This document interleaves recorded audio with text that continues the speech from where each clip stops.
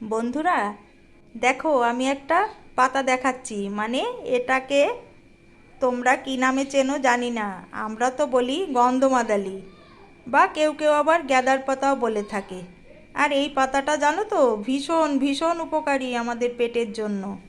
তাই আজকে আমি এটা দিয়ে করব বড়া।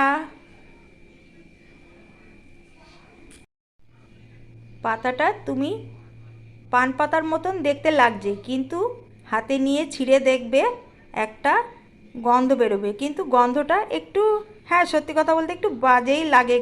গন্ধটা ভালো লাগে না।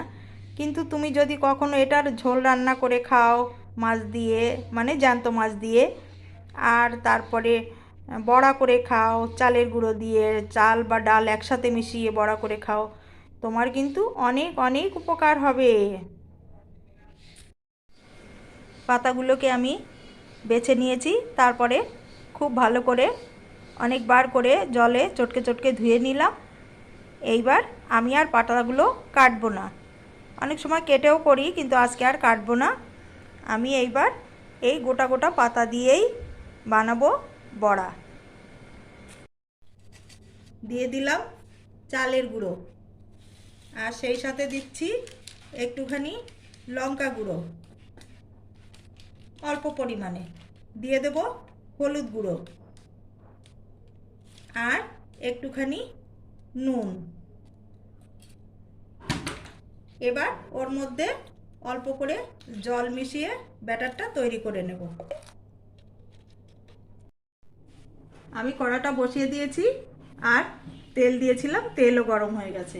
এইবার দিয়ে দেব পাতাগুলোকে, সব চালের গুঁড়োর যে ব্যাটারটা করে রেখেছি সেই মাখাটা দিয়ে আস্তে আস্তে করে গোটা গোটা পাতাগুলো দিয়ে দেব।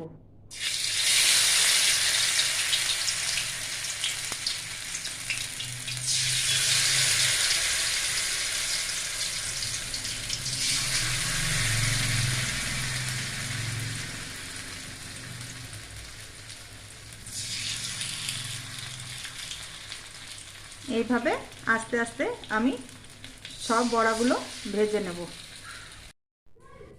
সব বড়াগুলো আমি ভেজে নিয়েছি। এইবারে রেডি হয়ে গেল আমার গন্ধমাদুলির বড়া। আর যেহেতু এটা চালের গুঁড়ো দিয়ে করেছি, খুব মুচমুচে হয়। বন্ধুরা, করে খেয়ে দেখো কিন্তু।